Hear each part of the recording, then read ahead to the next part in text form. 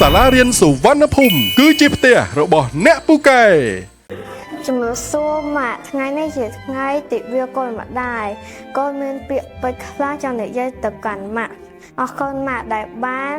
ចិញ្ចឹមបីបាច់កូនតាំងពីតូចរហូតដល់ធំអរគុណម៉ាក់ម្ដងទៀតដែលបាន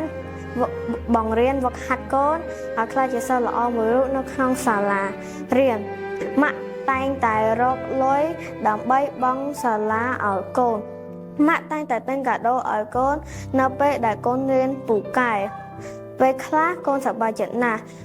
ព្រោះពេលកូនរៀនពូកែម៉ាក់សប្បាយចិត្តពេលខ្លះម៉ាក់ឃើញកូនទទួលបានសរសើរម៉ាក់តែងតែសប្បាយចិត្តម៉ាក់ខ្ញុំនឹងសន្យាថានឹងស្ដាប់បង្គាប់ម៉ាក់គឺជាមនុស្សល្អគឺជាមាតាល្អជាចុងក្រោយខ្ញុំសូមជូនពរឲ្យម៉ាក់មានសុខភាពល្អរកឲ្យបានច្រើន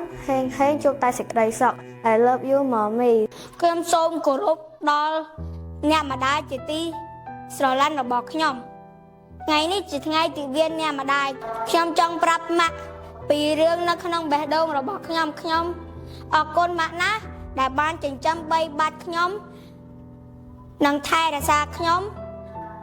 ការលះបង់អ្វីគ្រប់យ៉ាងចំពោះខ្ញុំហើយនឹងមានសេចក្តីស្រឡាញ់គ្មានដែនកំណត់ចំពោះខ្ញុំហើយគាត់បានបញ្ជូនខ្ញុំទៅសាលារៀនដ៏ល្អហើយគាត់ជានារីដ៏ខ្លាំងក្លារឹងមាំហើយនឹងវ័យឆ្លាតទោះបីតែខ្ញុំធ្វើនិយាយពាក្យមិនល្អដល់គាត់នឹងធ្វើអ្វីអាក្រក់ដល់គាត់នៅតែលើកលែងទោសឲ្យខ្ញុំហើយលើកលែងទោសអធ្យាស្រ័យដល់ខ្ញុំជាចុងក្រោយខ្ញុំសូមជូនពរម៉ាក់ឲ្យមានសុខភាពល្អ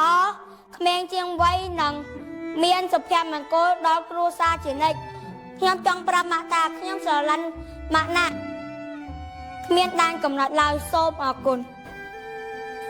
ជំរាបសួរម៉ាក់ថ្ងៃនេះគឺជាថ្ងៃទិវាអ្នកម្ដាយខ្ញុំចង់ប្រាប់ម៉ាក់ពីអ្វីដែលនៅលាក់ទុកនៅក្នុងបេះដូងរបស់ខ្ញុំអរគុណម៉ាក់ច្រើនណាស់សម្រាប់ការថែរក្សាការលះបង់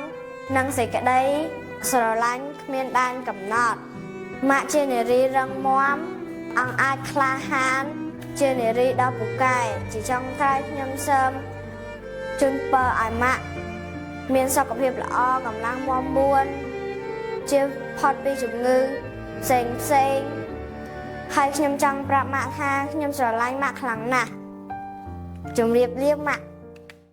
សាលារៀនសុវណ្ណភូមិជាសាលាចំណេះទូទៅខ្មែរធំជាងគេនិងល្អជាងគេនៅកម្ពុជា